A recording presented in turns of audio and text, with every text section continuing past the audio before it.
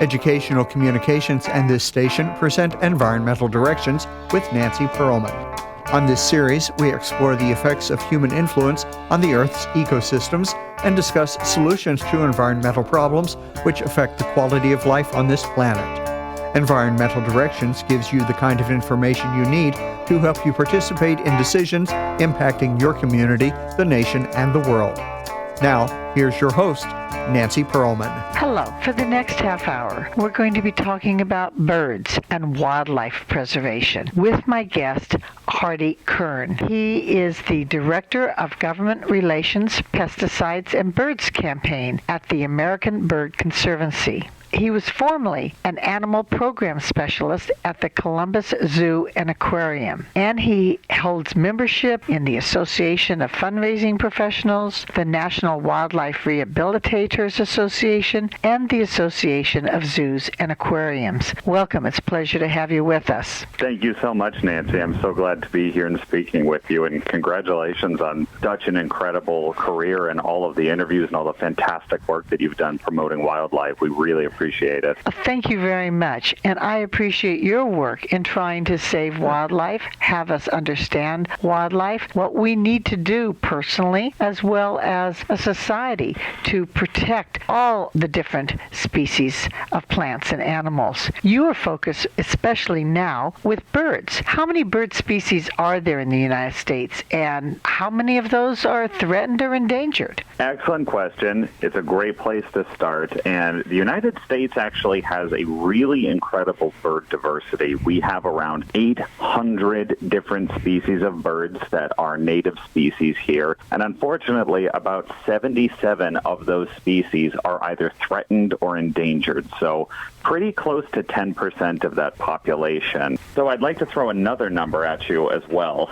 A paper was published in 2019. American Bird Conservancy was one of the lead authors on it, and it documented the decline of North American avifauna, which is, the different amounts of birds that are found in the United States. And right now, there are 2.9 billion with a B, fewer birds in North America than there should be. We have seen a decline of 3 billion birds since 1970. That's about 1 in 4 birds that are supposed to be here today that are not. There are exotic species here in the United States. Does that number include migratory species? It does include migratory species. Migratory species, like a lot of other species of birds and animals, do not care at all about the boundaries that humans draw between countries. They are here to use the land as they need it, and so those numbers do include the incredible amount of migratory birds that transnationally move from Canada all the way down into Central and South America. Obviously, worldwide, there are a few thousand species of birds, but occasionally I hear about a rare one that some thought was extinct being discovered again, or that they are actually going into a rainforest and discovering a new species. Indeed. There are around 11,000 species of birds found across the globe, some of which have yet to be discovered or described, some of which are later on delineated from other birds using genetic testing. There are tons of projects across the globe to investigate this, but it is really exciting when we see a species that we thought was extinct jump back into existence, or a species that we thought was no longer found in an area suddenly show up after we've done a restoration project. Birding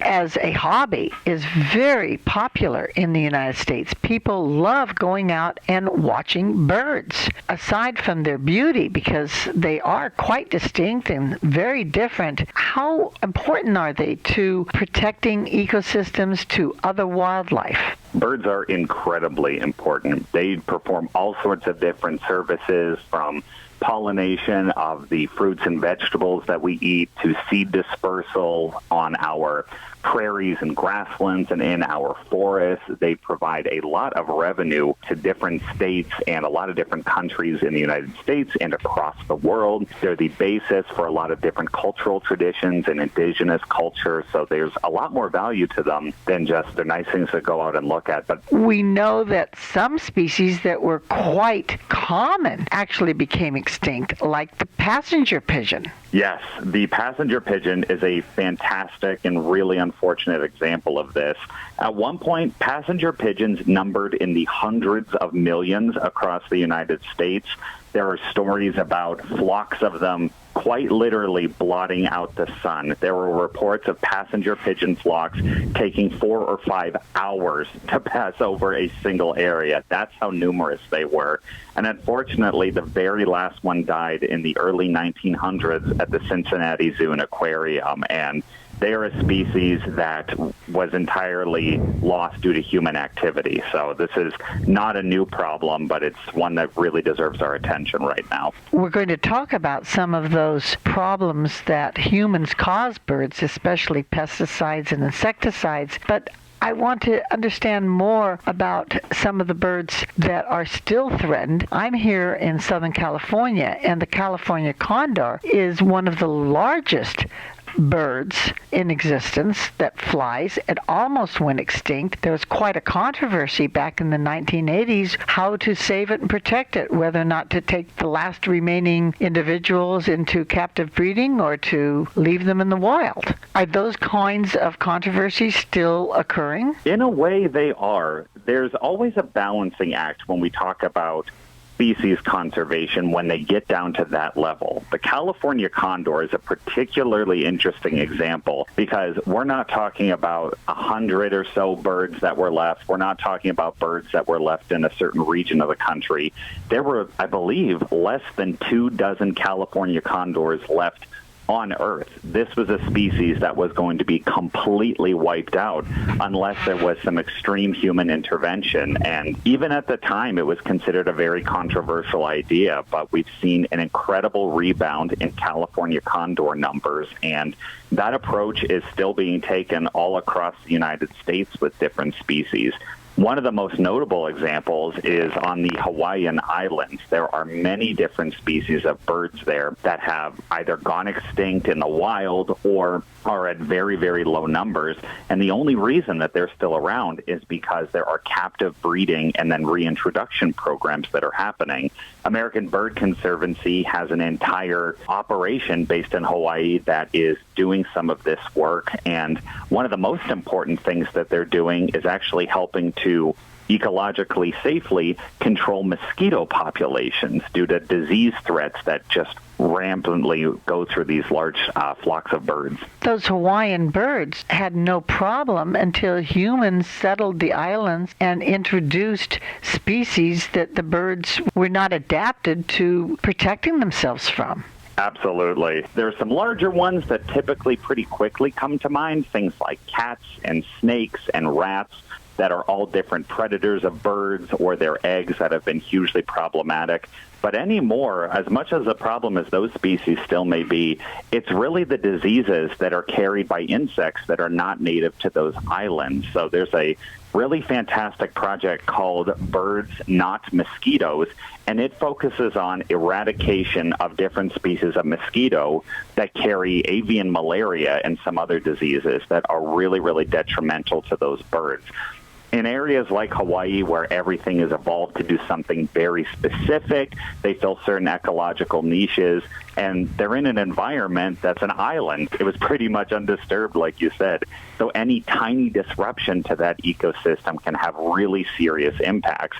And when you did what humans did as they were settling those islands, really non-indigenous humans as they were settling those islands, they introduced all kinds of new threats that the species were not prepared for. It's really profound that we're there working to reintroduce those species right now, but it's unfortunate that it was a problem in the first place. On the continental United States, we have changed many ecosystems. On the plains, the grouse needs open land, and yet it has been threatened through cattle ranching and other human activities. Definitely. Grouse populations have seen a huge decline over the last few years, and they're one of the more politically fraught species as well because of their occurrence on a lot of federal land that's managed by the Bureau of Land Management, the BLM, as well as on several different private cattle grazing operations and things like that. So the grouse is unfortunately one of those species where if the federal protections that really need to be afforded to them under the Endangered Species Act were applied to the greater sage grouse, it would anger a lot of the different stakeholders. So there is a huge pushback on having grouse listed as an endangered species. This is particularly salient in another species of large prairie chicken that's only found in, I believe it's in Texas and Oklahoma at this point, called the Atwater's prairie chicken. There's only about 200 of these birds left. They're all in small captive breeding facilities, hopefully getting reintroduced back to the wilds. And that's all indicative of a much, much larger problem of loss of our grassland birds due to cattle ranching, monoculture crops, all sorts of different human-caused threats. And talking about that 2019 paper again, we've seen a loss of 720 million grassland birds. And some species like the sage grouse or like eastern meadowlarks have been particularly affected. We've lost about 75% of eastern meadowlarks in that 50-year period since 1970. There was a very early piece of legislation about 100 years ago that was to protect birds, especially migratory birds. And then in the 1980s, there was a lot of controversy over using the Endangered Species Act to protect a forest, the redwood forest and the uncut forests of California and Oregon because of the spotted owl. Could you explain some of this legislation and what has been effective and what has not? I would love to. Thank you for the question. The way the Endangered Species Act works is when there is a species that has reached a certain population threshold where their numbers are declining or have reached kind of a very low critical mass where we really need to start paying more attention to them. They are afforded certain protections by the federal government, and that can affect everything from the areas that they live in and what economic activity is allowed to happen there, the amount of incidental take that that species can undergo. And by incidental take, I basically mean the accidental death of those birds, be it from some human activity, be it from some economic activity, getting hit by cars, accidentally electrocuted, things like that would all be examples of incidental take, where you're not going out there with the express purpose of harming the birds. And that got very controversial in the 80s with the spotted owls because a lot of those forests were set to be logged. They were a huge source of income for logging companies. It was done on very, very wide swaths with very little investigation into the environmental impacts. And species like the marbled murrelet or the spotted owl could have lost pretty much their entire breeding and residential habitat had they not gotten these specially afforded permissions. And a lot of people try to paint the Endangered Species Act as the enemy of business or the opposite of commerce or this giant barrier standing in the way of economic development, when in reality, that's not really the case. The Endangered Species Act simply says if there's a species that is literally at risk of extinction, usually due to directly anthropogenic activities, the human-caused activities, they are afforded some additional protections so that we don't lose biodiversity or the incredible services that that wildlife provides to us. And the way the Endangered Species Act is drafted and the way it's been interpreted over the years, there are dozens, if not hundreds of examples of industry and private landowners and various different stakeholders working together to conserve these species, to save them from extinction, as well as to remain economically viable or not have any of their sovereign land rights violated. So it's very easy for people on the other side to kind of paint this as a big, giant issue when in reality it's a really, really great piece of legislation that, if anything, needs to be interpreted a little bit more strictly so that these species get the protections that they need. We're going to talk more about birds, their importance to humans, and the threats to them when we return in a moment with my guest, Hardy Kern, with the American Bird Conservancy. Environmental Directions with Nancy Pearlman continues with further discussion of the world's critical ecological issues. For more information, you may call 310-559-9160 or go to www.ecoprojects.org. Now, here's Nancy. I'm speaking with Hardy Kern. He is the Director of Government Relations, Pesticides, and Birds Campaign at American Bird Conservancy. One of the major bird species that was threatened due to DDT was the pelican. And here in Southern California, when the environmental movement of the 1970s began, there was a lot of attention to how this bird species was being affected by this pesticide or insecticide. Can you explain the difference and what happened? For sure. And California condors, actually, bald eagles as well, are other species that were also really heavily impacted by DDT.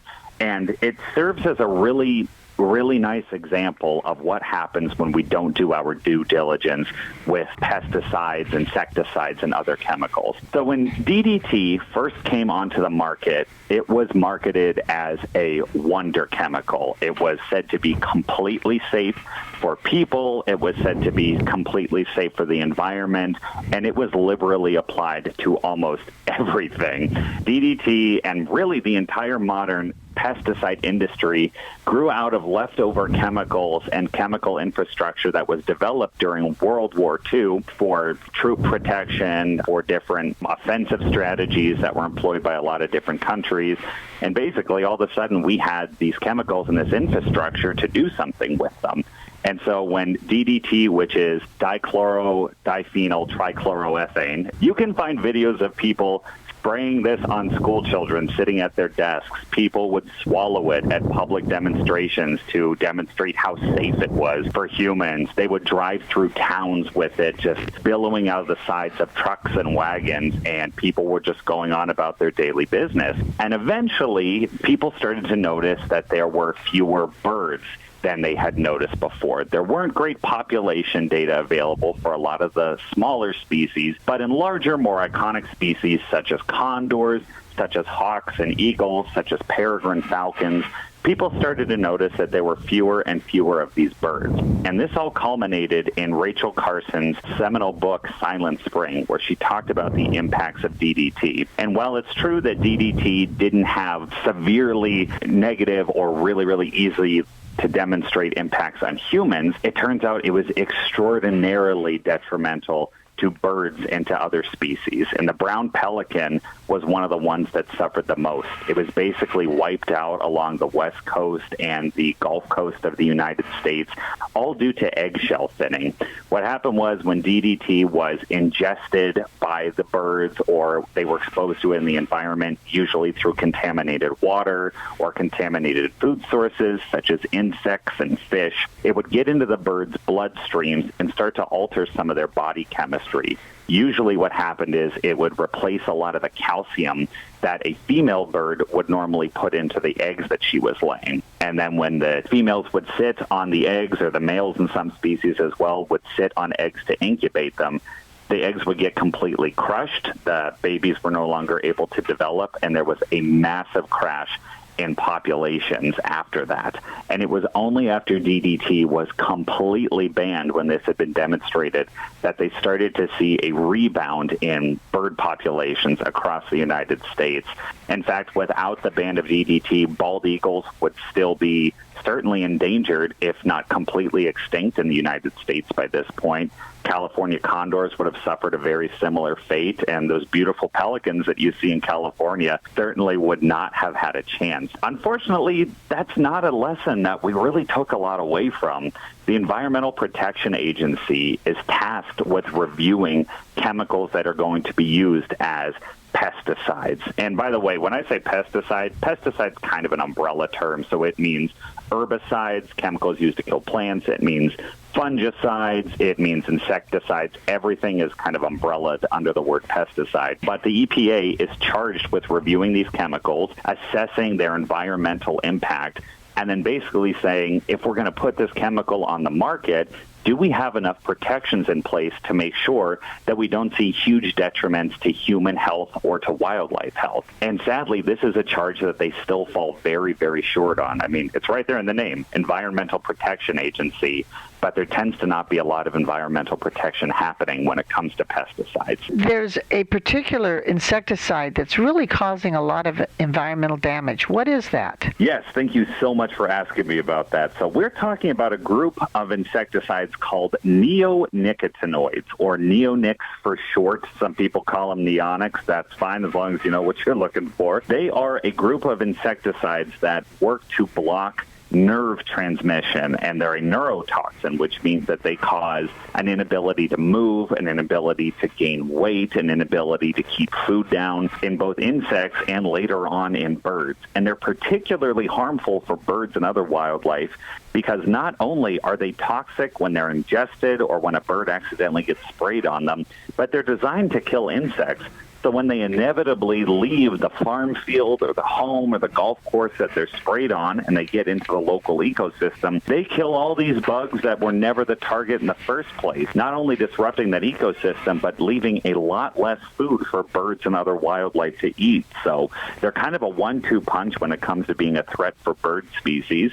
Neonics are also currently under review by the Environmental Protection Agency.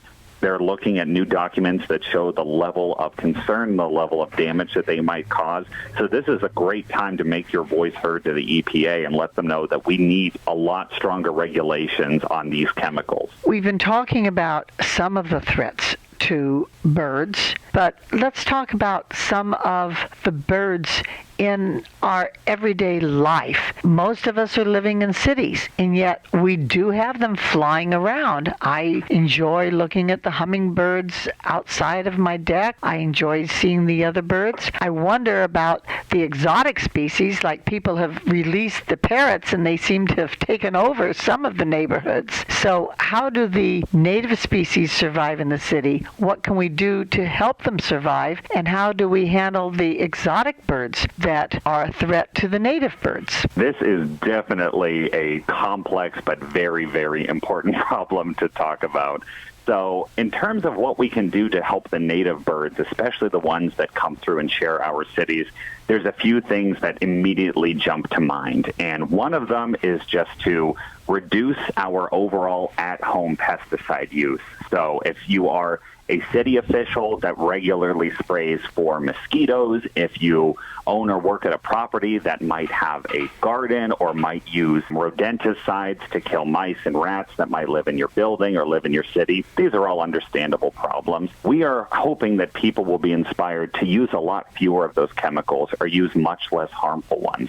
There are many different chemicals that are derived from essential plant oils that are much less environmentally harmful, or usually you can use chemicals in a lot smaller volumes than we tend to think they need to be. If you just read the label on any weed killer that you buy from the hardware store or an insecticide that you might pick up at the grocery store, usually the amount of chemical that you actually need to use to get the desired effect is much smaller than what we do when we go outside and just start liberally spraying.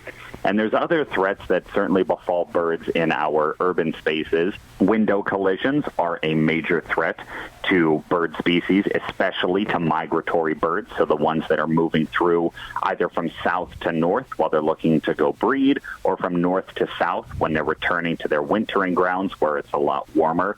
Turning out your lights at nighttime, especially if you live downtown or if you work in an office building, can be really helpful. Many people don't realize, but a lot of migratory birds prefer to move at nighttime. There are fewer predators, there are fewer obstacles, wind currents tend to be a lot more consistent at nighttime, and so when there's a single light on or a whole floor full of lights on, a bird might think that it's an area that they can fly right through instead of having to fly around, especially if it's a first-year bird. This is their first time migrating. They can hit the windows. They can die from those collisions or become severely injured. So turning off your lights or adding dots or other shapes to your windows to make them more visible to birds can be very helpful. If you go on our website, abcbirds.org, we have an entire section with a lot of free materials that talk about making your windows a lot more bird safe. And then another threat, which is a lot less popular for a lot of people to talk about, is the threat that feral domestic cats pose. If you are a cat owner and a cat lover, keep your cat inside or only let them outside on a leash or in an enclosed area to do as much as you can to prevent them from hunting our native birds. These are some great ideas that we all should and can take action to help the birds. Yeah, it's a lot of things that can happen right in your everyday life, right in your own backyard that you can do to help birds. You were talking about the beautiful hummingbirds that you love to see. They're one of my favorite species as well. A lot of the weed killers or the insecticides we might spray on our gardens at home will linger around on the plant for a long time. And if a hummingbird comes by to feed on them, they can ingest some of that chemical and it will normally affect their metabolism. Hummingbirds have a very fast metabolism. They're always burning calories. And if you disrupt that cycle at all, it might make it a lot harder for them to move around and migrate when they ingest a pesticide.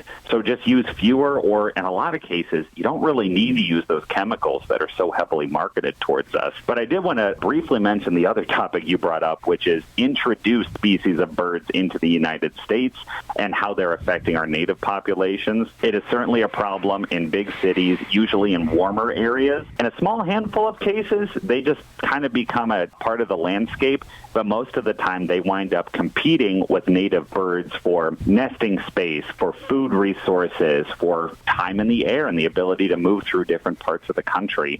And so if you see any of those birds, just contact your local wildlife agency. Chances are good that they already have a plan in place. If you have a pet parrot, do not release it outside. If you're no longer able to take care of your finches you've been keeping at home, find somewhere else inside to rehome them. Simply setting them free outside is not really a viable option. Many times they'll just get eaten by a native predator or a feral cat, and other times they might become established and push some of the native birds out of their native ranges. We can control the pesticide use at our homes, on our own property, but why are governmental agencies using them on lands like the National Wildlife Refuges, which are supposed to be protecting the wildlife? Why are they using pesticides in our parks, whether or not they're city, county, state, or federal? Two words: agriculture and expectations. On National Wildlife Refuges, one of the biggest uses of pesticides is for growing crops. And I'm talking about corn and soybeans and wheat. And in a lot of cases,